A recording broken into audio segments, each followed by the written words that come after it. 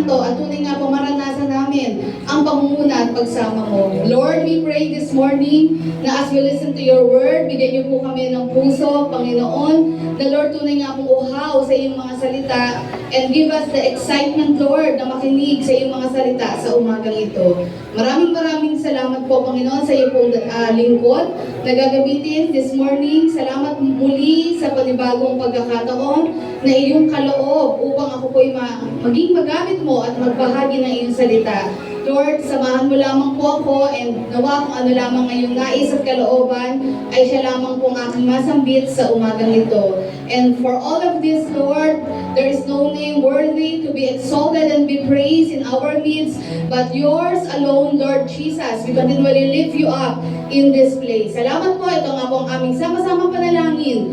Amen. Palakpakan po natin ang ating Panginoon. Tayo ay makakaupo na po. Muli po, magandang umaga po sa bawat isa. Ayan, natulad nga po ng sinabi, tayo po ay may panibagong tema sa umagang ito. And of course, sa buong buwan na ito ng August. Ayan, so ilang buwan na lang po, mag-December na ulit. Ayan, napakabilis po talaga ng panahon. Amen? Ayan. Okay, sabi nga po this morning, total nabasa na rin po natin kanina kung ano yung theme po natin. Amen. Yan. Sabi nga po dyan, Christ, humility is the answer, manifesting servanthood. At ito po yung matatagpuan po natin in the book of John, chapter 13. That's why this morning, ang ating pong title, ayan, ang ating pong pag-aaralan. Pakibasa nga po natin. Sabi nga po dyan, Christ, humility is the template. So, pag-uusapan at pag-aaralan po natin yung kabuuan po ng John chapter 13 verses 1 to 17. Ayan, sabi nga po doon, as we continue, ayan po, so basahin po ulit natin yung ating pong verses from verses 13 to 15. Ayan, mamaya po, isa-isahin ko po yan from verses 1 yan, hanggang 15.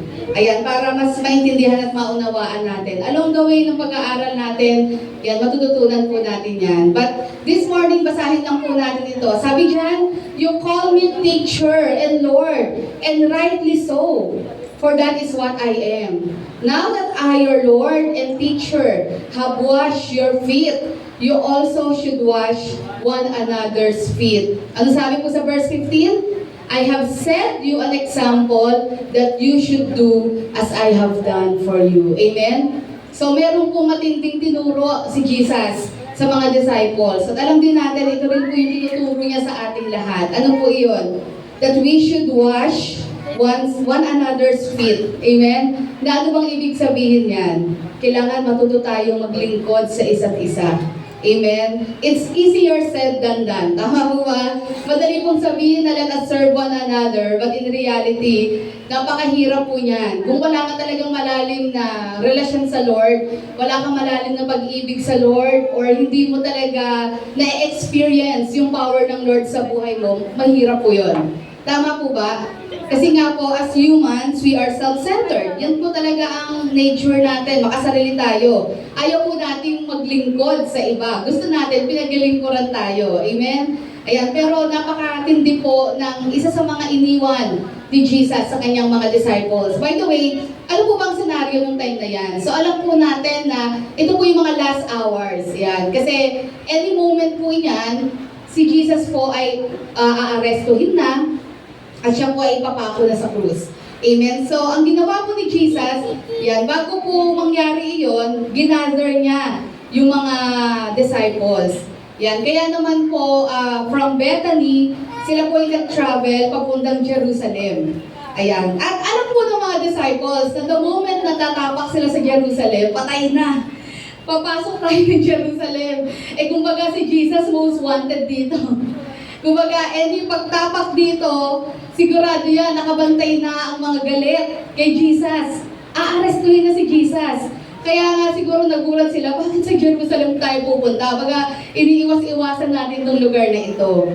Pero yun nga, it has to be done. Kailangan nilang pumunta doon kasi gagawin na ni Jesus the very purpose kung ba't siya nandito. And that is ibigay or ialay yung buhay niya. sa krus ng Kalbaryo para sa ating mga kasalanan. Amen? So lahat ng pangyayari yun, hindi naman aksidente yun o coincidence yun. Lahat po yun is according sa plano ng ating Panginoon.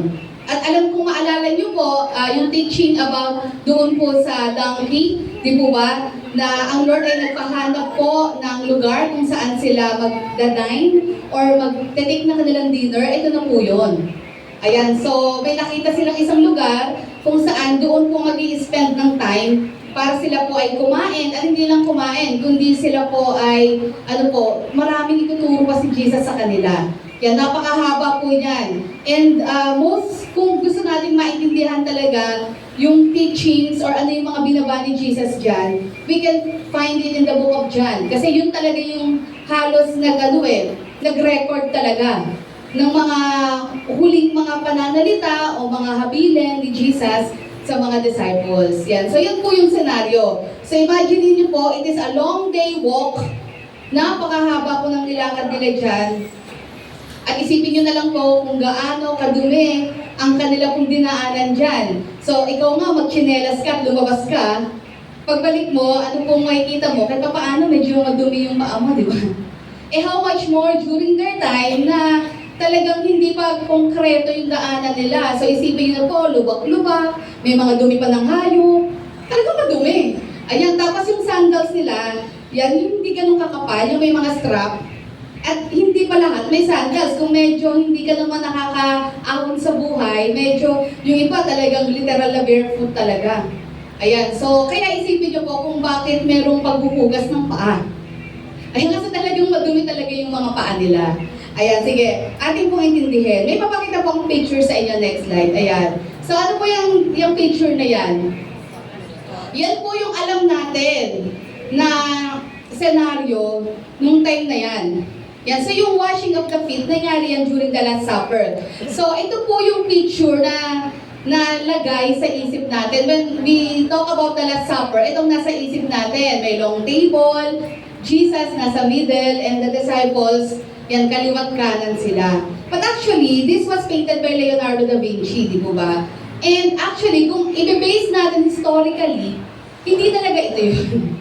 Inaccurate po yan na portrayal about the Last Supper. Because if you will study yung pong culture ng Romans, kasi nga po alam natin during that time, during the 1st century, yan po yung time ni Jesus. So ang mga Romans po, sila po yung sumakop sa mga Hudyo. And of course, inadapt po nila yung yung culture and yung ginagawa ng mga Romans. Ano po talaga ang original na itsura ng Last Supper? Ayan, next slide natin. Ganito.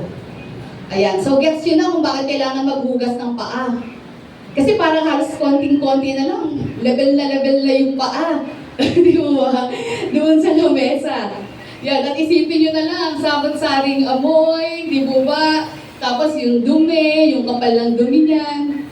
So, sabi ko nga, talagang kumbaga, there's a reason, kumbaga, kung bakit kailangan talaga maghugas. Bagaman ito po ay kultura ng mga Hudyo, talagang, kaya nga po, pagpapasok sa isang bahay, mayroong malalaking mga tapayan. Yan, yung mga tapayan na yan, dyan nila kinukuha yung panghugas sa paa. Ayan, kasi nga po, culture nila yan. Na pagpapasok sa isang bahay, dapat maghugas ka ng paa, or dapat may maghugas ng paa mo. Kaya nga may mga servants sila dyan na ang trabaho ay ano po, maghugas ng paa o maglinis ng paa. At alam nyo, yun yung pinakamababang trabaho ng isang servant. Kumbaga, kapag ang trabaho mo, maglinis ng paa, ikaw na yung pinakamababang level ng servant. Ayan, so, alam po yun natin yung nangyari dyan during that time. By the way, yan po yung totoong itsura ng Last Supper. So, makikita nyo po, pa-U-shaped siya. Tapos, ang tawag po dyan ng mga Romans is triclinium. Ayan, yan po ang tawag nila. So, meron po silang payu, parang halos payu yan. Then, sa gitna po niyan, merong lamesa. Bakit po? Para doon po yung mga servants magsaserve dyan sa opening na iyan. And actually po, kung titignan natin, ano ba yung positioning dyan? Kung babasehan po natin sa Bible, and siguro i-flash na natin lahat. Ayun, sige, may paganyan pa ako, no? Okay, ayan, okay. So, tignan natin. Ganito po ang position nila. At ang tanong, paano po sila napunta sa position na yan or sa pwesto na iyan? Ayan, by the way, after this, marirealize talaga natin yung depth ng love, ng grace ng Lord, at talagang may kita talaga natin na may dahilan ng Lord sa lahat ng bagay. Ayan, so kung mapapansin niyo, si Peter, ang layo niya kay Jesus. Saan si Jesus? Nandoon sa may left. So, second to the left siya, doon sa pinakadulo. Amen. And usually, ang nasa thinking natin, ang host, dapat nasaan? Nasa gitna. Pero bakit nasa left? Kasi ganyan po sa kanila during that time. Kapag ikaw may-ari ng bahay, ang pwesto mo, yung pwesto ni Jesus. Ikaw yung nasa left. Then, nasaan si Peter? Ang layo ni Peter. Yan. So, kaya kung maalala nyo, no, isa po sa mga naging discussion ng mga disciples, nakasama nila si Jesus, ay ano po, sino po yung pinakadakila or pinaka-greatest, ayan, sa iyong kaharian. So sabi ko nga, I believe na inalaw ng Lord na si Peter ay mapapwesto doon para somehow to humble him down. Kasi alam nyo ba, yung pwesto ni Peter, yan ang pwesto ng pinaka-least desirable guest. So isipin nyo po, kung ikaw, ma-pride ka, maigo ka, di ba, si Peter, gets ko kung bakit ganun yung mga reaction ni na Peter. Di ba, kasi, dito ako uupo. Kasi usually, yung nasa pwesto ni Peter, yan ang, uy, kulang pa tayo ng grapes, kuha ka pa. Kasi malapit sa pinto yan. Siya yung tagakuha ng grapes, or maaari siya din yung tagalinis. Di ba, ng mga paa. Kaya kung maalala niyo po, di ba, nung tinatanong po ni Jesus, ay tinatanong po, nung nagbabanggit si Jesus about the betrayer, yan, kung sino yung magkakaila sa kanya, di ba ba, ang ginagawa ni Peter, sinasenyasan niya si John. Kasi hindi sila magkatabi. Yan, sinasenyasan niya si John at sinasabi niya, nagsisignal siya. Yun ang term sa Bible. Sabi niya, tanungin mo, sino ba yun? Sino ba yung magbe-betray sa kanya? Kasi nga malayo siya. Diba? So isipin niyo yun, no? Parang talagang sinadya ng Lord yan. Para talaga, kasi kumbaga kung titignan natin, parang of all the disciples, si Peter yung parang pinaka-leader. Diba? Parang after Jesus, it's Peter. Tapos, dito ako pupwesto, di ba dapat nandyan ako sa tabi mo? Ayan. Pero dyan siya nilagay ng Lord. Kasi, yun nga, merong gustong ituro ang Lord kay Peter about humility. And I believe sa kanilang lahat dito. Okay, tingnan na po natin yung dalawang katabi. Kay John muna tayo. So si John, according po sa Bible, siya po ay nakalocate sa right ni Jesus. Kasi kung maalala nyo, sinabi doon si John po, nagre-recline or nakalin siya kay Jesus. Kasi po, yung manner po kasi ng kanilang pagkain yan, yung kanilang kanan, kamay, ginagamit nila for eating. Yung kaliwa naman nila, ito po yung pangano nila, yung pangganyan sa table, so parang ganyan. Tapos yung paa nila, nakagano, talaga ako, demonstrate ako dito. Yung paa nila nakalabas, parang silang konti nilang hihigana. Ganon. Ganyan yung dining nila. Sabi ko nga, parang pag ginawa mo yun sa panahon ngayon, parang mga inibay paa mo. Mga ngalay ka, di ka makakatayo after niya. Kung senior ka pa, ay ko, di ba? Yeah, pero, well, ganyan ang culture ng mga Romans na ibinabasa kanila. Sinakop sila ng mga Romano eh. So, isipin niyo yun, nakaganyan yung kamay nakaliwa, then yung kanan yung kumakain, tapos yung paa nila nakaganon. Yan, bakit po nakalabas yung paa? Kasi nililinis yung paa ng servant.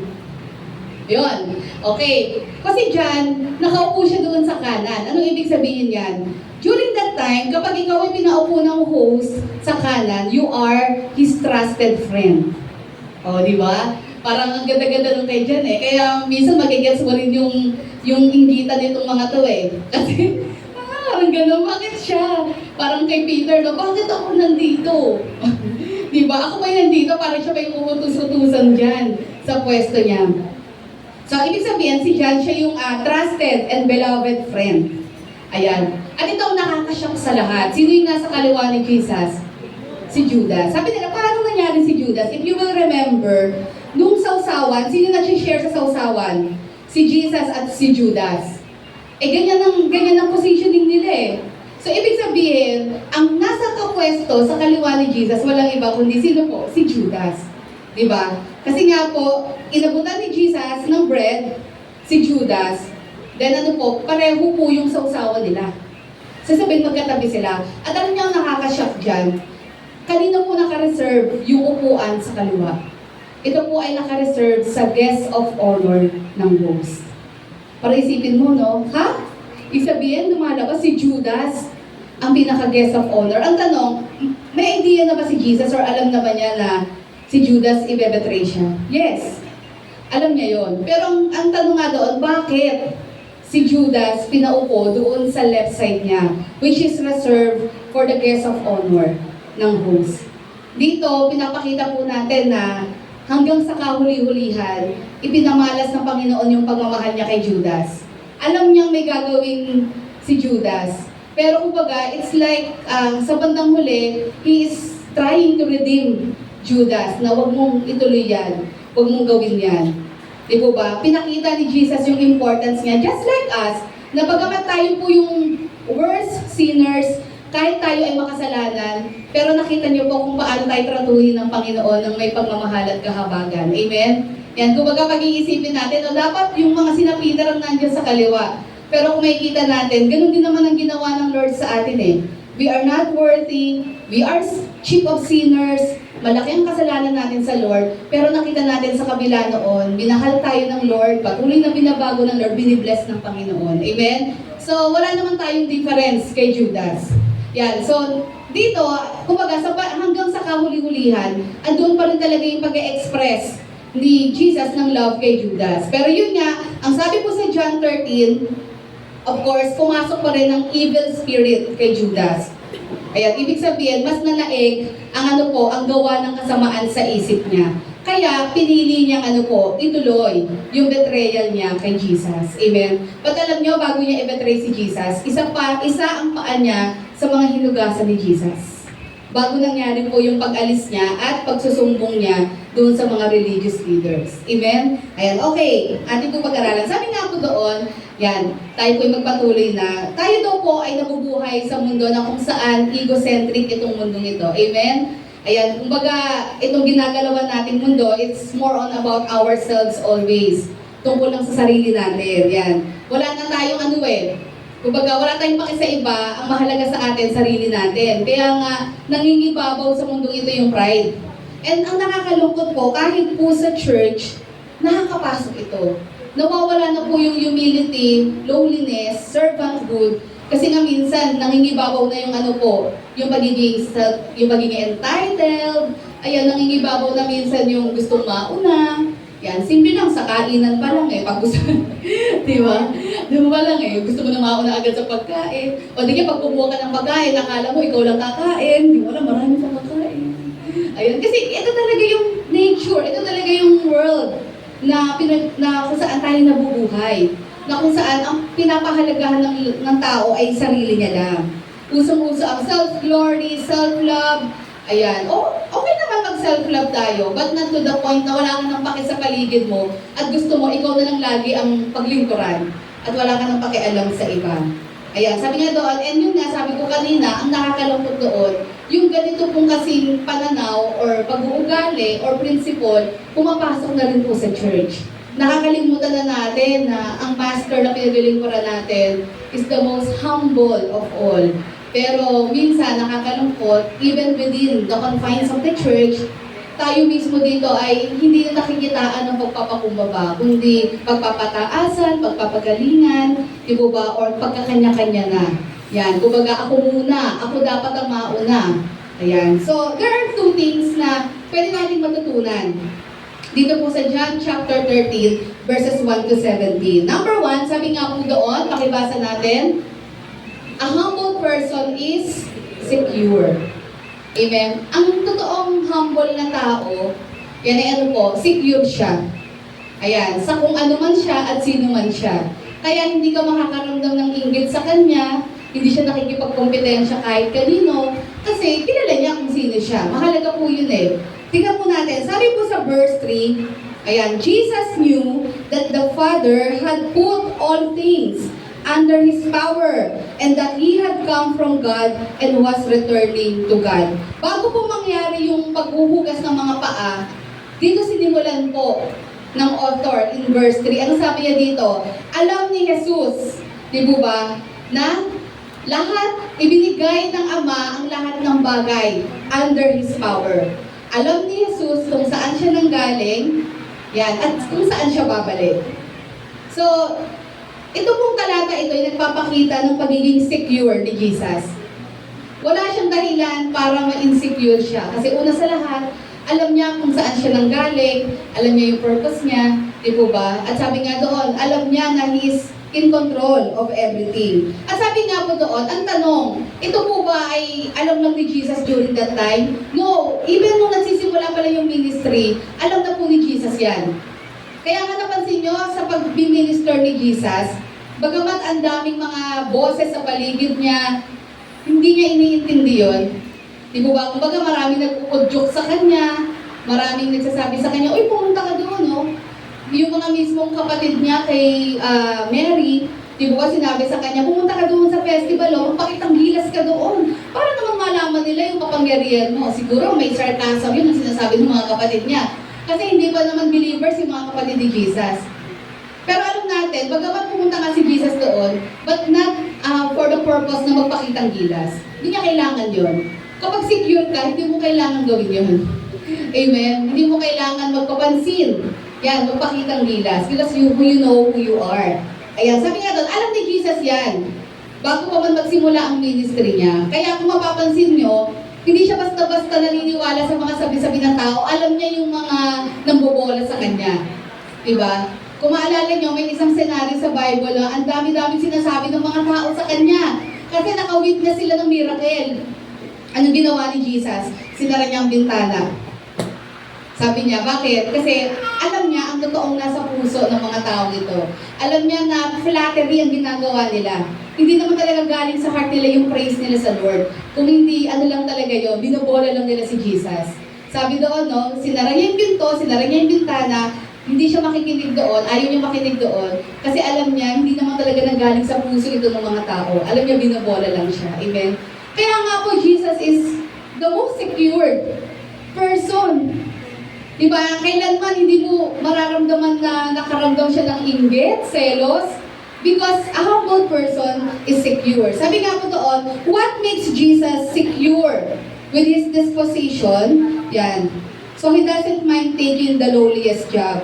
Kaya di ba sabi ko po sa inyo, yung verse 3, bago po mangyari yung paghuhugas ng paa, sinabi po muna ni John na si Jesus, alam niya kung saan siya nanggaling, at sabi nga doon, alam niyang pinagkatiwala na ng Ama lahat ng bagay sa Kanya. And this is the reason, sabi nga doon, kung bakit hindi big deal kay Jesus yon. Alam niyo kung bakit? Ang nakakagulat kasi during that time, when they entered the upper room, yung lugar na yon, lugar ng mayaman yon. Bakit? Kasi during that time, kapag may second floor ka, mayaman ka. Eh di ba saan po ginanap yung Last Supper? Upper room yun eh. So, ibig sabihin, isang mayamang tahanan yon. And supposed to be, pagpasok nila doon, dapat merong maglilinis ng paa. Ang nangyari, walang naglinis ng paa. Ibig sabihin, wala sa mga disciples ang gustong magpakumbaba. Wala sa kanila ang gustong, akuin, yung napakababang trabaho na ito. Kumbaga, parang patigasan na lang, pride na lang. Di ba? And this is the reason kung bakit si Jesus ay tumayo at umikot at nilinis niya yung paa ng mga servants, ay ng mga disciples. Okay, sige, darating din tayo dyan. Sabi nga doon, bakit daw ganun ka-secure si Jesus? To the point na hindi siya naging na-conscious kasi siya yung master. He is their Lord. Pero hindi siya natakot or hindi siya nahiya na kunin yung isa sa pinakamababang trabaho. Because number one, sabi nga dyan, He knows His identity. Ito yung sinasabi ko kanina. Alam po ni Jesus kung sino siya. Alam niya, He is the Son of God, nagmula siya sa Ama, at alam niyang mahal siya ng Diyos Ama. Amen? At dapat ganun din tayo, no? If you know who we are, there's no reason for us to feel insecure. Nai-insecure ang isang tao kasi hindi mo kilala ang sarili mo, hindi mo alam yung worth mo. Pero si Jesus, sabi nga doon, bakit He doesn't mind taking the lowliest job? Because you know His identity. Alam niya, at the end of the day, after niyang hugasan yung mga paa ng mga disciples, alam niya, He will remain Lord. He will remain God. Nothing will change. Di po ba? Kasi kilala niya kung sino siya. Pangalawa, ang sabi dyan, He knows His authority. Alam po natin na pinagkatiwala na ng Diyos Ama kay Jesus ang lahat ang pamumuno sa lahat ng creation, sa lahat ng bagay sa mundong ito. So, alam niya yung katotohanan niya. That's why he doesn't mind na siya yung naglinis ng mga paa nila. Wala kasing wala kasing nagkusa. Walang nag-humble doon sa mga disciples. Kaya kinailangan mismo yung Lord nila, si Jesus mismo, ang tumayo para gawin yung paglilinis ng mga paa. At hindi siya nakaramdam ng insecurity gawin yun kasi kilala niya kung sino siya. Alam niya He is Lord. He has the power over everything. And sabi doon, ikatlo, He knows His purpose. Alam niya talaga ang layunin niya sa mundong ito. Alam niya, He came to this world para alin po? To save us. To redeem us from sin and shame. Aware siya doon. Alam niya kung ano talagang dahilan niya, anong trabaho niya, anong layunin niya. Kaya nga, sabi nga po doon, no, when Jesus, at the same time, pansinin niyo po, during that time na ang Panginoong Yesus po ay inaaresto, siya po ay tinatry, dinapilate, and even nung mga time na nakapako siya sa krus ng Kalbaryo, ang daming sinasabi against him tama po ba? At sa totoo lang, marami din pwedeng sabihin si Jesus pabalik sa mga taong ito. But nakita nyo, He chose to stay silent. Not because He is weak. Akala kasi nila pag humble ka, weak ka. Diba? Parang yun kasi yung mindset na in-instill ng mundo sa atin. Kaya takot ang tao magpakumbaba. Kunyari, ikaw, ministry head ka or boss ka. Ay, hindi ako maglilinis ng CR. Maglilinis ng CR, trabaho yan. Isabi, may insecurity ka. Si Jesus, nakita nyo, that's the reason why He doesn't mind taking the lowliest job. Mas mababa pa nga sa paglilinis ng CR yun paglilinis ng paa Di po ba? Pero He doesn't care. Hindi siya nakaramdam ng insecurity. Because He knows His purpose. Kilala niya kung ano siya, sino siya, bakit siya naparito sa mundong ito. That's why, when the people were mocking Him, pinagtatawanan siya ng mga Romans, pinagtatawanan siya ng mga religious leaders, while He was hung on the cross, hindi siya nagsalita. Not because He is weak, but because there is nothing to say in the first place. Amen? Wala naman siyang dapat patunayan at sabihin sa kanila. Kasi kahit anong mga sabihin niya, hindi rin naman sila maniniwala. Maraming pwedeng gawin si Jesus. Diba? Pwede siya magpadala ng mga anghel para patayin lahat ng mga nagmamak sa kanya. Pero hindi niya ginawa yun. Dahil nga, pag ang tao mapagpakumbaba, ay tao punong-puno din ng pagmamahal. During that time, ang nasa isip ni Jesus is yung pagmamahal niya sa sanlibutan. So, marami siyang pwedeng sabihin, pero pinili niya manahimik because kailangan niya ma-fulfill yung purpose niya as the Savior of the world. Amen? Kailangan niyang matapos iyon. And besides, bakit hindi niya kailangan pumatol doon? He knows Himself. The Father knows Him. Wala siyang kailangan patunayan sa mga tao sa paligid niya. Amen? Those were lies. Those were mockery. At wala siyang dapat patunayan sa kanila. Hindi, mali kayo. Hindi totoo yan. Hindi totoo yan. Di ba? Kung alam mo sa sarili mo, hindi naman totoo yun. Di ba? Not all the time may kailangan mong i-prove yung sarili mo. Di ba? So si Jesus, kaya that's the reason why He is quiet most of the time. Minsan-minsan lang siya nagsasalita. Pero tahimik lang siya. Kasi wala naman akong dapat patunayan sa mga taong ito. Parang, okay, say what you want to say. But I know who I am. I know where I came from. And of course, sabihin niyo yung gusto niyo sabihin, mahal ko kayo. That's why nakapako ako sa krus ng Kalbaryo. Dahil nga mahal ko kayo. I'm giving my life for you. Yeah, sabi nga po doon sa Philippians 2:3-8, do nothing out of selfish ambition or vain conceit. Tingnan natin yung ginawa ni Jesus. Rather, in humility, value others above yourselves. Ayan, so dito si Pablo na nagtuturo siya about being humble sa mga taga-Philippians. Sabi doon, not looking to your own interests, but each of you should to the interests of others. At sabi nga dito, sino pong ginamit na example ni Paul? Sino po? Verses 5-8. Sino po? Jesus. Anong sabi niya dito? In your relationship with one another, have the same mindset as Christ Jesus, who, being in very nature God, did not consider equality with God something to be used to His own advantage. Rather, He made Himself nothing by taking the very nature of a servant. Sabihin niyo nga po, of a servant. Nagpakababa ng gusto si Jesus to the point na yung pinakamababang klase ng lingkod. inako at ginawa ni Jesus. He made himself nothing, though he is God. Pero kinailangan niyang bumaba sa mundo nito. Tanggalin pansamantala ang pagiging Diyos niya. At sabi nga doon, dumanas ng matinding matinding pain, mockery, and even yung pinakamababang trabaho. At hindi po nakaramdam si Jesus ng pag-aalinlangan ng ginawa niya iyon. Sabi doon, He took the very nature of a servant, being made in human likeness, and being found in appearance as a man.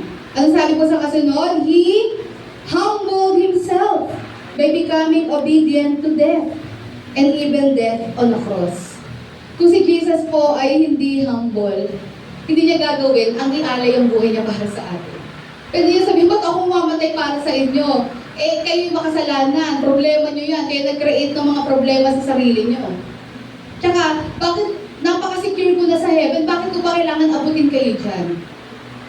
Kaya nga John 13 speaks about not just Jesus' humility, but it also speaks about Jesus' love. Kasi pagkasama lagi yan eh. Kapag may humility, may love. Pag may love, may humility. Kaya nga it's hard to serve pag wala naman talagang love sa puso natin. Tama po ba? Pwedeng pa imbabaw lang yung ginagawa natin, pakita tao, para masabi na, ang ano-ano naman niya, bait-bait niya. Pero ang totoong nagmamahal, ang totoong may pagmamahal ng Diyos sa puso niya, imposibleng hindi nagpapakumbaba at naglilingkod sa kapwa. Kaya si Jesus, nakita nyo, because of His love, nagawa niya mag-humble down ng ganito. To the point na even the feet of Judas, kahit alam niya gagawin ni Judas, hinugasan niya. Because it signifies that ito yung reason kung ba't siya nandito. He came to wash away the sins of the world. Even the worst sinners na maaari nating maisip. O baka tayo mismo yun, yung worst sinners na yun. Amen? Kaya sabi niya doon, next slide, a secure person, so if this will apply to us, sabi nga doon, pag ikaw ay secure na tao, unang-una, ano sabi dyan? Alam mo yung worth mo. Alam mo kung sino ka. Alam mo, galing ka sa Diyos. Amen? At kahit marami kang bagay na nakikita na meron ng iba, hindi ka nakakaramdam ng inggit sa puso mo. Kasi you know who you are. At alam mo, Jesus is enough sa buhay mo. All the blessings you are receiving, alam mo, ito yung will ng Panginoon. So there's no reason for you na makaramdam ng inggit sa mga tao sa paligid mo. Amen? You know your worth. Pangalawa, a secure person knows his purpose. Alam mo na naparito ka sa mundong ito to worship, obey, and serve the Lord. Amen? Of course, to serve others. Yan yung purpose mo. And sabi nga doon, a secure person knows his disposition. Alam mo na una sa lahat, wala ka namang karapatan na maitanghal ka or ikaw ay mailuklok sa pedestal. Kasi si Jesus lang naman ang karapat dapat iluklok sa pedestal. Amen? Ang isang secure na tao, alam mo na si Jesus lang ang karapat dapat tumanggap ng papuri at pagsamba. Alam mo na tayo ay tayo po ay makasalanan lamang na pinatawad, kinahabagan, at minahal ng Diyos. Kaya wala tayong dahilan para mag-question sa Diyos na, bakit Lord, ganito pa rin ako hanggang ngayon? Then we tend to compare ourselves sa iba. Kasi alam mo na, kumbaga, in the first place, yung salvation na meron ka, yung salvation na meron tayo, kaligtasan, hindi nga tayo karapat-dapat doon eh. So lahat ng mga bagay na natatanggap natin sa Panginoon, grateful tayo doon. Ang isang tao na humble and secure, ganun ang mindset niya. Kaya hindi mo makikitaan niya ng hindi mo makikitaan niya na naghahangad ng kapangyarihan, naghahangad ng kasikatan. Lahat ng ginagawa niya, hindi niya kailangan i-announce to the whole world. Lahat ng gagawin niya, ginagawa niya kahit wala nakatingin. Because secure siya. Alam niya, in the first place, I'm doing this for the Lord. Amen? Pero kung ikaw yung tipo ng tao na lahat ng bagay big deal, you always compare yourself to others. Tagal ko na, pero bakit parang mas napopromote pa yun kaysa sa akin? Ibig sabihin, may insecurity ka. Ibig sabihin, you're not grateful sa Lord. Di po ba? Ibig sabihin, kumaga, let us remember, merong timeline ang Lord sa lahat ng bagay. Amen? Huwag kayong maiinggit sa mga tao sa paligid natin. May kanya-kanya kasing panahon yan. So, maaaring yan yung time niya. Darating din yung time mo. And why not instead of focusing your energy doon sa ibang tao na mai-stress ka lang, mapapagod ka lang, why not focus sa Lord? Why not worship the Lord wholeheartedly? Di po ba? And kumbaga, tandaan natin lahat ng nararanasan natin ngayon, benepisyo na lang ito. We do not deserve all the things we have right now. Lahat ito ay grace lang ng Lord. Yun yung lagi natin itatak sa isip natin para mawala insecurity sa atin. I do not deserve any good things na meron ako. Lahat ito ay bunga lamang ng kahabagan ng Panginoon sa akin. Para hindi tayo makaramdam na, paano ko, deserve ko rin naman yan. Deserve ko rin. Kaya sabi nga doon sa number 1, a humble person is secure. Sabi nga doon, if you are secure with God's love, you do not see others as threat or competition. Kung secure ka sa pagmamahal ng Diyos, hindi ka nakakaramdam ng nakikipagkumpetensya ka sa bawat isa. Naalala niyo yung mga disciples, di ba, napag-usapan nila yan, sino po yung greatest sa kanila?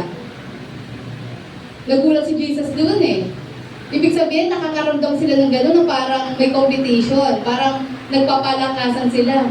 Kasi parang pinag-uusapan nila, sino kaya yung uupo sa kanan at kaliwa ni Jesus sa langit? Anong sabi ni Jesus? Kung sino ang nagpapakababa, yun ang pinakadakila sa lahat. Kaya alam nyo, nung nailagay si Peter, doon sa pwestong iyon, bagamat sa tingin ng mga tao, ang dating noon, ako yung pinaka-least servant or least desirable guest. Pero isipin na, sabi ko nga, as I was meditating it, pwede kasing isipin ni Peter ganito. Nilagay siya ng Panginoon doon because, di ba sabi ng Lord, kung sino nagpapakababa, yun ang itinataas. Di ba? Na instead na makita niya yon as parang, bakit naman ako ang nakapwesto dito? Bakit naman dapat doon ako sa right side or left side ni Jesus? Bakit ako nandito? Ako ang least desirable. Bakit? Parang ang dami ko na nagawa doon sa lahat ng mga apostles, di ba? Pag ganyan na yung pananalita mo, iba na yan. Sabihin niya, wala kang security sa Lord. Yung, bakit ako? Bakit hindi nabibigyan? Ang dami ko na nagawa, dami ko na ambag. Ako lagi ko nang umaambag. Di ba? Parang lahat na ng ginawa mo, sinabi mo na. Sabi ko nga, nung nailagay si Peter doon, it is a humbling, kumbaga, position talaga. Na, I believe, may naituro din ng Lord kay Peter doon. Di po ba? Na yung napakasarap ng nagpapakababa. Kasi alam natin, ang mga nagpapakababa, nagpapakumbaba, ito talaga ang itinataas, nililift up ng ating Panginoon. Amen? Kaya sabi nga doon, kung secure ka sa pagmamahal ng Diyos, hindi ka makakaramdam na you're in competition with one another. In fact, you are happy.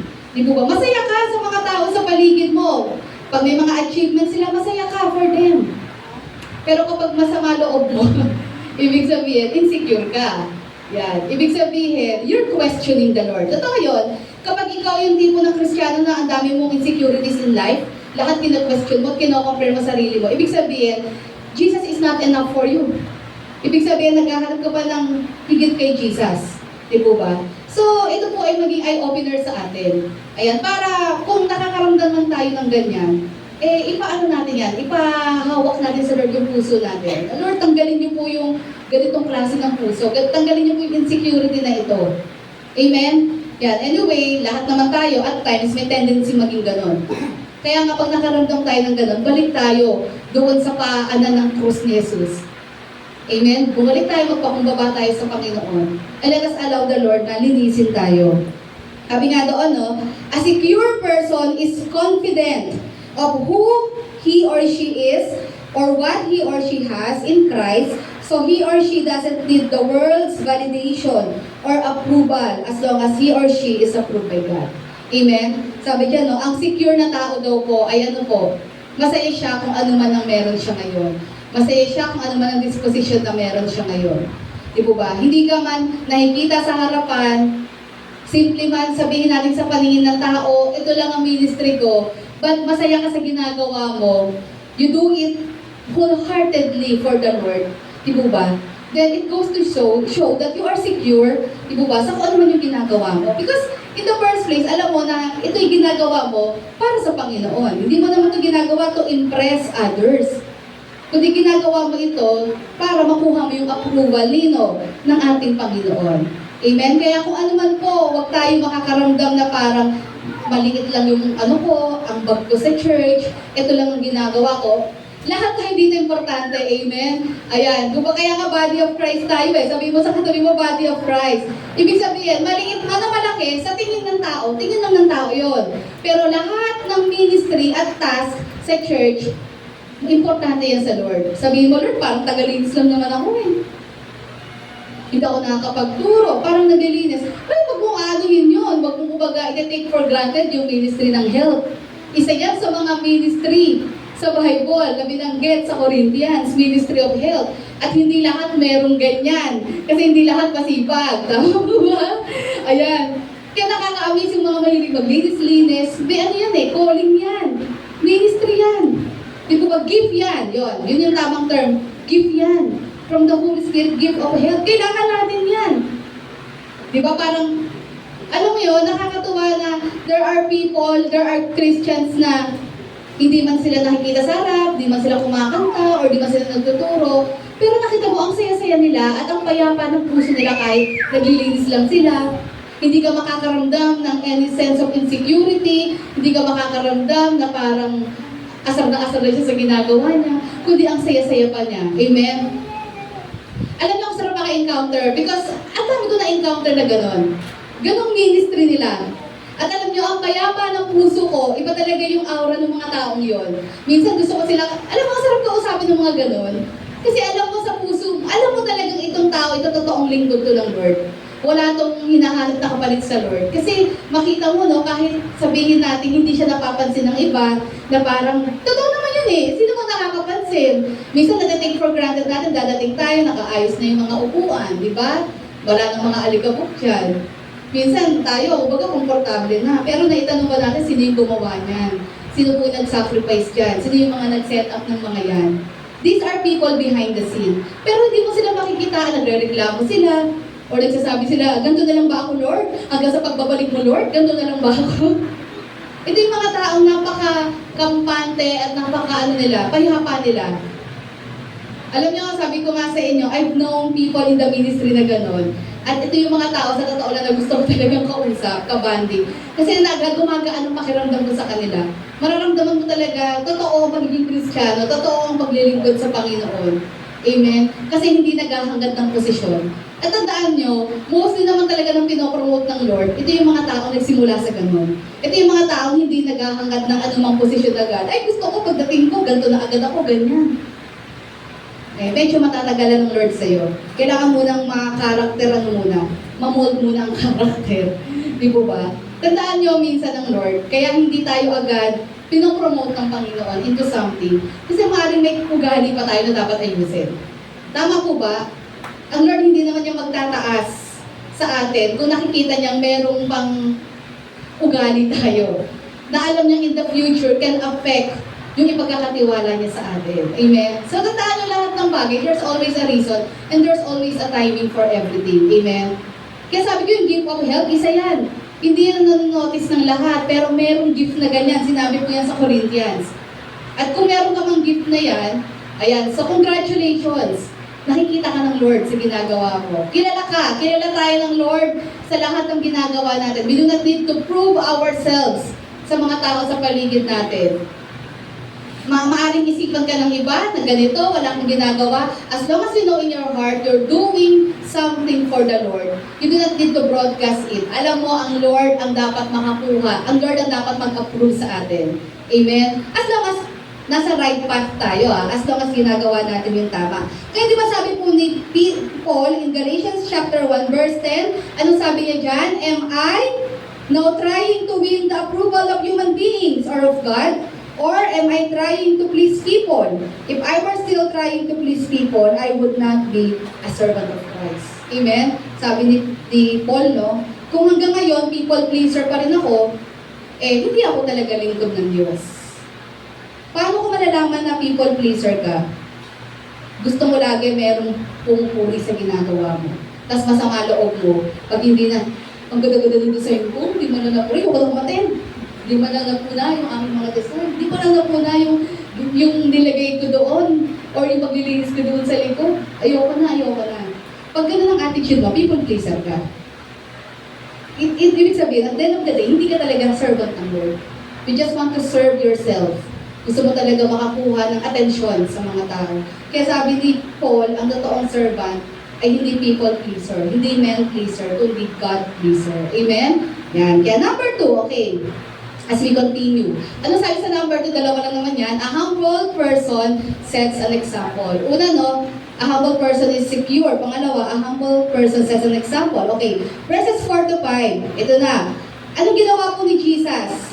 Sabi sa verse 3, alam ni Jesus, kilala niya kung sino siya.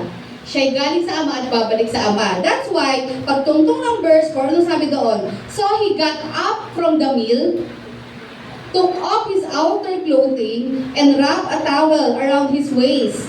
After that, he poured water into a basin and began to wash his disciples' feet, drying them with the towel that was wrapped around him. Kaya nga po during that time, nung ginawa ni Jesus yan, talagang nakaluhod talaga siya dyan. Amen? Kasi nga po, walang nag-initiate.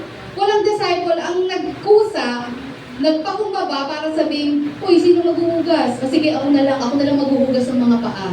Or di ka, pwede namang gawin nila, o sige, palitan tayo, hugasan mo sa'yo, hugasan mo sa akin. Pero wala, nakita nyo, umupo silang lahat doon, para bang nag-aantay sila na may servant na punasan mo o linisin mo yung paa namin. At ang maganda dito, merong magandang lesson na ituturo si Jesus sa kanila. Ano nangyari? Sino ang tumayo? Si Jesus. Okay, sabi nga po doon, no? Ito po ay isang reminder ng Panginoon sa atin na ano po, action speaks louder than words.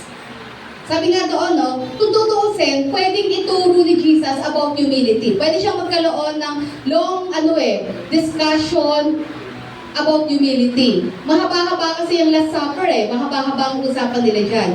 Pwedeng ituro na lang ni Jesus yan Ito ang humility. Ito ang mga example of humility. Di po ba? But instead, anong ginawa ni Jesus? Siya mismo ang nag-set ng example. Amen? Hindi niya naman kailangan gawin yon, pero pinapakita niya sa mga disciples. Kasi iba talaga when you set an example. Amen? Ang isang mapagpakumbabang tao, you don't say you're humble. You show it. Nakikita yan. Natural sa'yo. Amen? Nagmamanifest yan pusa sa atin.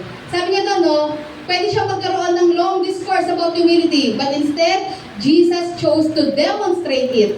Ipinakita niya sa kanila ano ang totoong definition ng pagpapakumbaba. Tingnan natin, isa-isahin natin itong mga verses 4 to 5. Sabi nga doon, unang-una, sabi nga po doon, so he got up from the meal.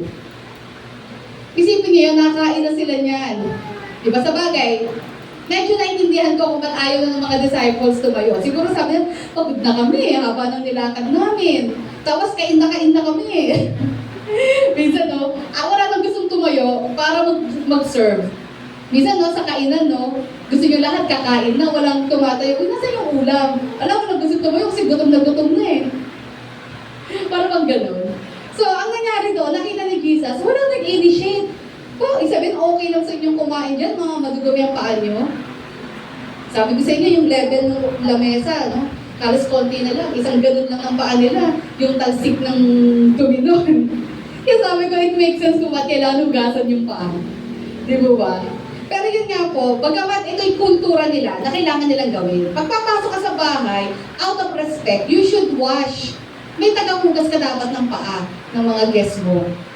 Wala naman silang servant dun Siguro naisip din nila, teka muna, si Jesus nakapag-rent siya ng magandang bahay. Ang dami naming pagkain dito. Ibig sabihin, kaya niya rin mag-rent ng servants. Di ba? Siguro ganun ang mindset nila, Ang tanong, nasa pa kasi yung mga servants? Feeling ko, nag-aantay pa sila ng merong maghuhugas ng paa nila. Di ba, Kasi naisip nila, parang lahat andito na Nakahain na sa harapan namin. Hindi nila alam, inalaw at sinadya ng Lord na wala talagang sino mang servant because they will serve one another. Amen? Kaya tingnan niyo, sabi dito, ano yung unang-una? He got up from the meal. Ano kung sinisignify niyan? It means Jesus got up from a place of rest and comfort. Komportable ka na doon eh. Nakain ka na doon eh. Pero ginawa pa rin ni Jesus na tumayo at bumangon sa kanyang komportableng kinauupuan. Which means, sabi nga doon, Jesus came down from heaven to earth. Si Jesus po, as God, nandoon sa langit. Komportable na doon at walang problema. Pero isipin niyo po, dahil sa pagmamahal niya sa atin, ito yung pagpapakita niya ng pagpapakumbaba sa atin. Kinailangan niya from heaven, pumunta dito sa lupa at maging kawangis at katulad natin. Amen? Pangalawa, sabi doon, He took off His outer clothing. Ayan, so tinanggal niya yung outer clothing niya ni Jesus.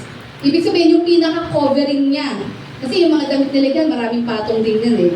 Ayan, so ibig sabihin, Jesus for a while laid down His glory. Isipin niyo po yun, tinanggal niya yung outer covering niya. So for the meantime, alam natin ang ginawa ni Jesus, siya po ay nagkatawang tao. Amen? Nagpakumbaba ng ganon. Dahil sa pagmamahal niya sa atin. Ikatlo, anong sabi po sa katlo? Basahin po natin. And wrap a towel around His waist. Ibig sabihin, He is ready to work. Sabi ko, no, Jesus took the form of a servant ready to work. Kinuha niya yung towel, which means it's time to work. It's time to serve. And ibig sabihin, alam naman natin sinabi ni Jesus, He came to seek and save the lost. He came hindi para paglingkuran, kundi siya yung maglingkod. At ang paglilingkod na ginawa ni Jesus ay ang pag-aalay ng kanyang buhay sa krus ng Kalbaryo. Then ano yung ikaapat? Sabi dyan, basahin natin, He poured water into a basin. Anong ibig sabihin yan? Ready na siyang maglinis. Ibig sabihin, katulad ng ginawa niya sa krus ng Kalbaryo, He poured out His blood. Ano po ang purpose ng blood niya? To cleanse us from our sins. And ano yung kasunod? Basahin nga po natin, He began to wash His disciples' feet. Ang sabi doon, drying them up with a towel that was wrapped around Him. Anong sabi doon? He did the lowly or dirtiest job, which is to clean, maghugas po ng paa. Pagpapakita po yan na katulad po ng nangyari kay Jesus, He was treated like a worse criminal. Sabi doon, and He carried and cleansed the sins of the world. Amen? That's why when Jesus died at the cross, di po ba? Yung pagkamatay niya po doon, it is as if meron siyang napakatinding ginawa. Yun yung parang pinakamatinding kasalanan is ipapako ka sa krus. Pangalawa, ang pinapako sa krus, foreigners and slaves. Wala kang makikitang Romano na pinapako sa krus. Kasi ganun yung ang tingin ng mga Roman sa kanila, mataas silang nilalang. So isipin niyo po, Jesus was treated like a worse criminal kahit wala naman siyang kasalanan. Kaya alam niyo po, yung ginawa ni Jesus sa paglilinis ng paa ng mga disciples, sumisimbolo ito ng pagpapakumbaba and humiliation na pagdadaanan niya upang iligtas lamang tayo. Amen? Kumbaga, hindi biro yung kahihiyan na pinagdaanan ni Jesus. Bagamat wala naman siyang kasalanan, tayo dapat yung dumanas ng kahihiyan, pero si Jesus tumanggap nun. Yung paghuhugas niya ng paa nila, He was teaching, number one, about humility, about serving one another. Pangalawa, at the same time, pinapakita niya dito yung gagawin niya para sa atin. Kung ano yung pagdadaanan niya para lamang iligtas tayo dahil mahal niya tayo. Amen? Sabi mo, mahal ka ng ating Panginoon sa iyong katabi. At gusto kong daanan ito, verses 6 to 11. Sabi doon, ayan, kasi kailangan madaanan din natin ito. He came to Simon Peter, who said to him, Lord, are you going to wash my feet? Ayan, so isipin niyo po, no? Panghuli siguro si Peter kasi ano siya sa dulo. Hindi. Okay, he came to Simon Peter who said to him, Lord, are you going to wash my feet? Ano sabi po ni Jesus? Jesus replied, you do not realize now that what I am doing, but later you will understand. Ano sabi ni Peter? Alam niyo, nakaramdam din si Peter ng nahihiyang dito. Kasi nga naman, parang na-realize nila, oo nga, no, walang naglinis. Kumbaga, si Jesus pa ang naglinis. Siya yung Lord natin eh. Siya yung Master natin, pero siya pa ang nakaisip na gawin ang pinakamababang trabaho. Kaya si Peter, sabi niya, no, you shall never wash my feet. huwag niyo pong hugasan yung paa ko. Kasi somehow nakaramdam si Peter ng kahihiyan dito. Na parang, ano nangyari, hindi natin nagawang paglingkuran ng bawat isang hugasan. Tuloy si Jesus ang tumayo. Pero ano sagot ni Jesus? Unless I wash you, you have no part with me. Then Lord, ayan, may kita niyo talaga si Peter, talagang impulsive talaga siya, no? Kaya sabi dito, no? Peter replied, not just my feet, but my hands and my head as well. Parang sinasabi ni Peter, Lord, paliguan mo na ako. Yun eh, hugasan mo na ang ulo ko, pa ako, kamay ko. Ano sabi ni Jesus? Verse 10, Jesus answered, those who have had a bath need only to wash their feet. Their whole body is clean. And you are clean. Sabi niya kay Peter, though not every one of you. For he knew who was going to betray him, and that was why he said not everyone was clean. Alam niyo po, sa culture nila, alam niyo mga Hudyo, malilinis yan. Kaya nga during the Middle Ages, nung nagkaroon ng bubonic plague sa Europe, naakusahan ng mga nagpa-practice ng sorcery and witchcraft ang mga Hudyo. Kasi lahat nagkakamatayan sa Europe dahil nga doon sa bubonic plague, yung sa daga. Di po ba? Pero ang mga Hudyo, na ano sila, kumbaga sila po ay buhay, walang namamatay. Kaya alam nyo, maraming Hudyo ang pinersecute no. Kasi akala sa kanila, they practice witchcraft or baka sila yung pinagmumulan ng plague. But actually, malinis lang talaga ang mga Hudyo. Kasi ano nyo, kaya diba sabi ni Jesus, hindi paligo ang kailangan mo. Kasi ang gusto sabi ni Peter, huwag yun lang pumugasan pa ako, paliguan nyo na po ako, parang gano'n. Kasi ang custom nila, bago ka umalis ng bahay, magligo ka. Diba? So, ano, isabi, hindi ka naligo, parang gano'n.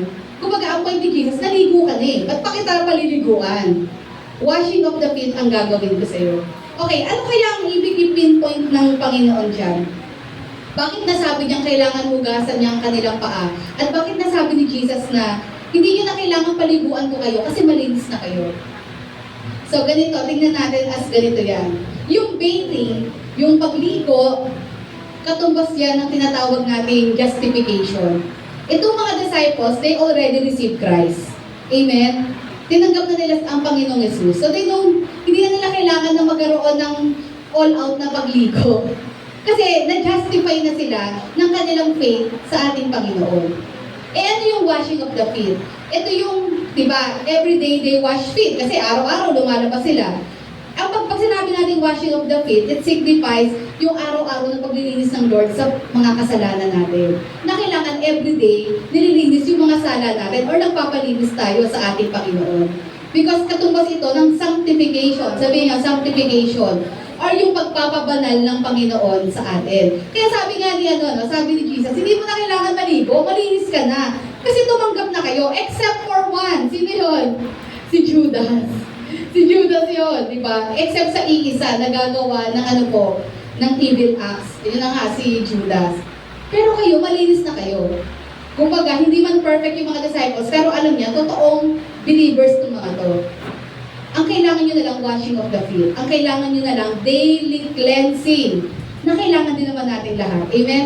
Kailangan everyday. Kasi everyday we make mistakes. We sin. Tama po ba? Kahit Kristiyano na tayo, araw-araw, nakakaisip pa rin tayo ng masama. Gumagawa ng masama, nagsasabi ng hindi maganda.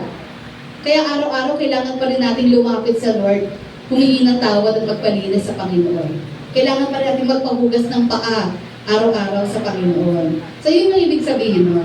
Okay, sabi nga doon, as we continue, the act that Jesus did by stooping down and washing the disciples' feet shows that out of His great love for us, He humbled down and experienced the greatest humiliation so that we can experience redemption. Amen? Ginawa ng Panginoon ito dahil sa Kanyang pagmamahal sa atin. Out of His love for us. Kasi nga tayo po, mga tao, ay makasalanan. At dahil sa kasalanan ito, maiimpyerno tayong lahat. Dahil mahal tayo ng Diyos, gusto niya tayong iligtas. That's why, kinailangan niya magpakababa ng ganito, mamatay sa krus ng Kalbaryo, be treated like a worse criminal para sa atin. Amen? Because He loves us. At gusto niya tayong maligtas. Amen? Sabi nga doon, He experienced humiliation so that we can experience redemption. Amen? Nakaranas siya ng kahihiyan para tayo makaranas ng pagliligtas sa ating mga kaluluwa. Amen? Yeah, sabi nga doon, no, yung cross kasi is a picture of disgrace. Yung sinasabi ko po sa inyo. Pag ikaw pinako sa krus, nakakahiya ka talaga. So isipin niyo po yun. Yun naman ang nadudulot ng kasalanan eh. Sin causes shame. Tama po ba? Pag nagkasala tayo, nagkukos ito ng kahihiyan. Kaya nga pag nagkakasala tayo, anong nararamdaman natin? Proud ka ba? Hindi. Ang totoong Kristiyano, pag nagkasala tayo, nahihiya tayo. Gusto mo bang i-announce to the whole world kung anong kasalanan mo? No! Di ba? Ayaw mo ma-announce sa mundo yung ginawa mo. Kasi nakakahiya ang kasalanan. And Jesus Christ, He took that disgrace. Siya yung napako sa krus. Yung disgrace na dapat tayo ang tumanggap, siya ang umako mo. All we need to do is to believe. Manampalataya sa Panginoon. Amen? Sabi mo sa katabi mo, manampalataya sa Panginoon. Sabi nga doon, Jesus' humility is teaching us that it is not about who is the greatest. Sabi doon, no, but who is ready to step down and serve. Because true greatness are those willing to serve. Ang totoong dakila sa mata ng Diyos ay yung mga ano po, yung mga kayang magpakumbaba, kayang maglingkod. Ayan, kaya nilang kumuha ng mababang trabaho, ginagawa. Yan, kasi nga, because they want to serve. Sabi doon, ito ang totoong dakila sa harapan ng ating Panginoon. Amen? Ayan, kaya sabi nga doon, no, as we continue, verses 12 to 15, when He had finished washing their feet, He put on His clothes and returned to His place. Ito na. So, bago niya tinuro yung about humility, pinakita niya muna. He set an example. Amen?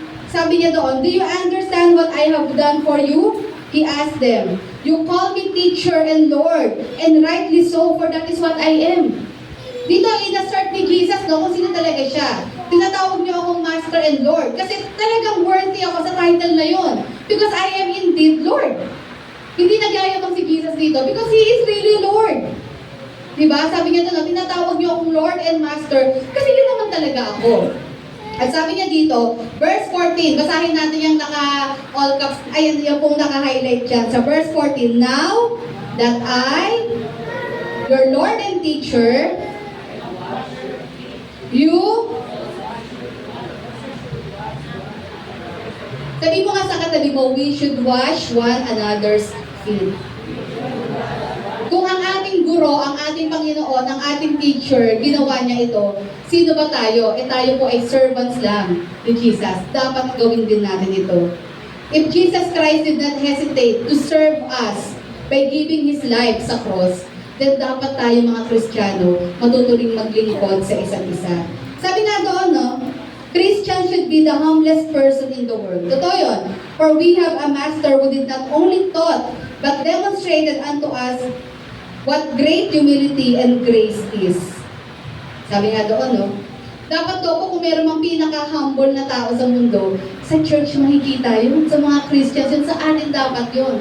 Kasi nga Jesus exemplified humility. Yung teacher natin, siya ang nagpakita ng greatest humility of all. But sadly, tayo pa mga Christians ang ano po, minsan ang full of pride. Tayo pa minsan ang ano po, maraming yabang. Tayo pa minsan ang ano po, minsan tayo pa yung nang choosy sa mga ginagawa natin. Minsan sa ministry, namimili ka pa ng ministry. Ayoko niyan, mabigat yan. Ayoko niyan, mahirap yan. Ayoko niyan. Minsan gusto pa natin yung ministry na marirecognize tayo. Gusto natin lahat ng ginagawa natin na-acknowledge. Hindi kasi lahat ma-acknowledge. Amen? Pag pinili natin paglingkuran ng Lord, tandaan natin, hindi lahat ng gagawin natin ma-acknowledge ng tao. At ganoon naman talaga dapat ang mindset natin. Hindi naman tayo artista. Diba? Kung gusto mo talagang sumikat ka, edi mag-showbiz ka. Kasi ang showbiz is para sa ano yan, gusto magpapansin. Kaya ka talaga artista eh, gusto mo magpapansin eh. Pero hindi sa church. Hindi welcome yung ganung mindset. Pag ganun ang mindset mo, hindi ka tatagal. Aalis ka sa church. Because Jesus is the most humble person in the world ever lived. Therefore, tayo mga tagasunod niya, dapat katulad niya. Amen? So maging reminder to sa atin na dapat tayo mga Kristiyano ang kakitaan ng pagpapakumbaba. Hindi tayo ba yung kakitaan ng pagyayabang, pagmamataas. Amen? Kaya sabi doon, no, a humble person does not talk but walk. Amen? Ano sabi doon? A humble person doesn't talk about humility, but they live it out. Ang totoong mga humble na tao, hindi niya sinasabing, describe yourself. Number one, I am humble. Kung ikaw HR nga, wala na to. Sinabi niyo na, I am humble. Kasi ano sabing humble, pag sinabi mong humble ka, hindi ka talaga humble ka. The fact that you mention that you are humble, it means mayabang ka. Para i-claim mo na humble ka. Ang totoo mo pagpakumbabang tao, hindi niya pinapakita yun, hindi niya sinasabi yun. Kusa mong nakikita yun sa kanya. Pangalawa, a humble person is seen in character. Sa character mo makikita ang totoong humility. Sa paano paraan, gentle spirit, respect for any person regardless of status, and teachable.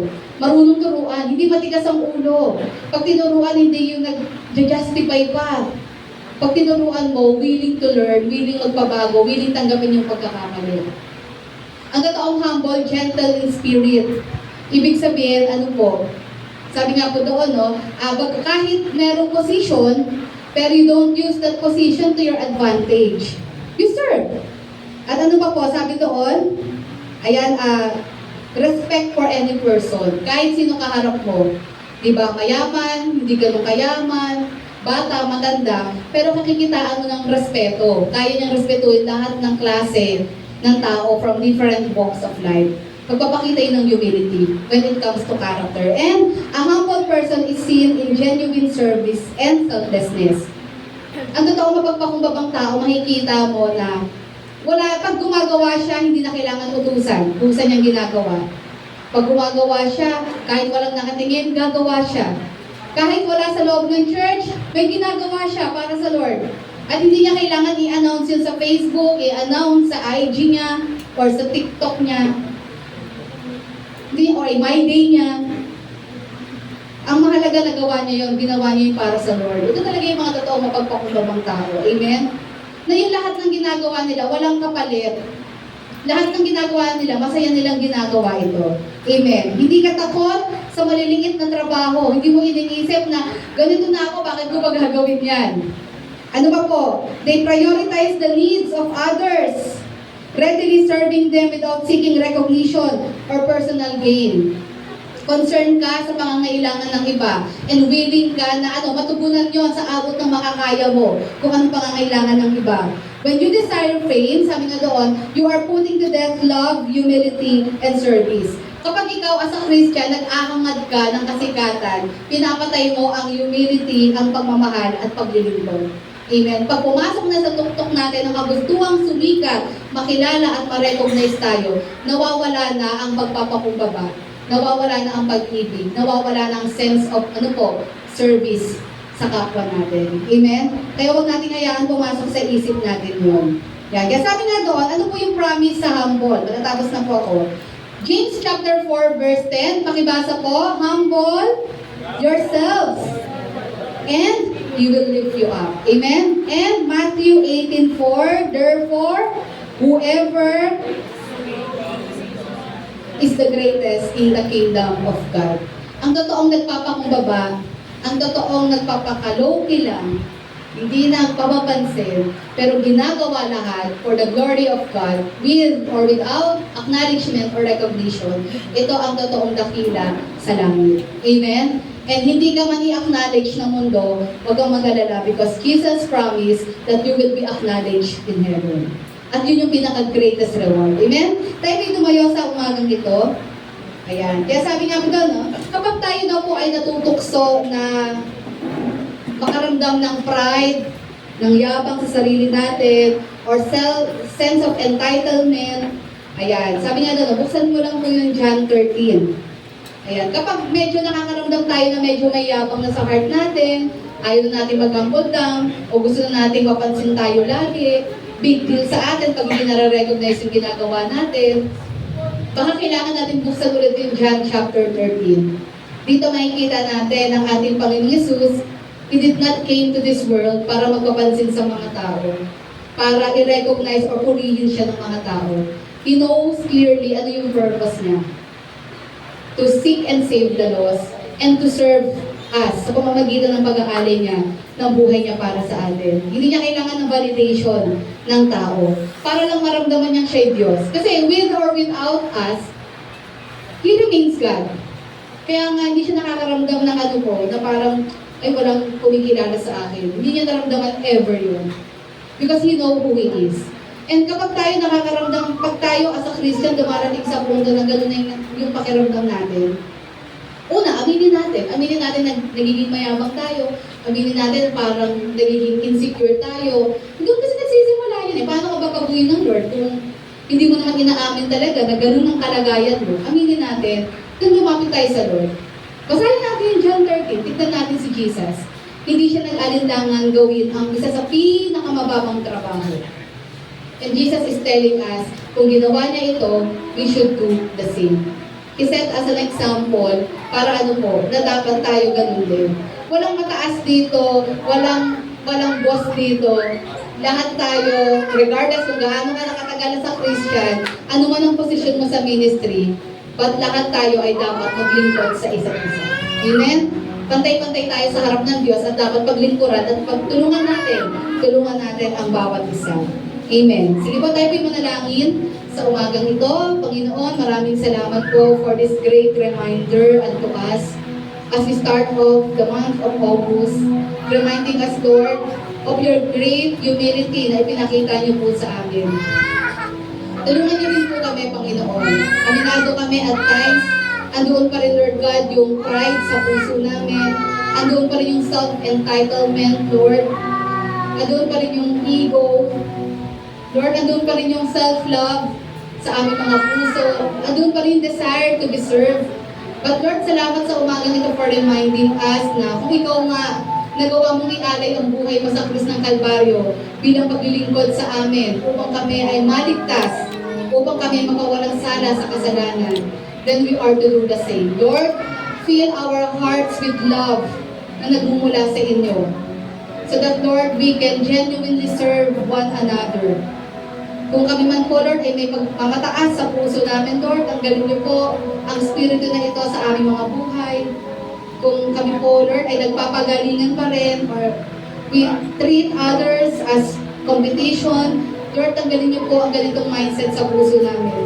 Kung meron pa rin kaming jealousy, bitterness, insecurity in our hearts, in Jesus' mighty name, Lord, release us, Lord, sa mga ganitong emotions, ganitong mga nararamdaman namin.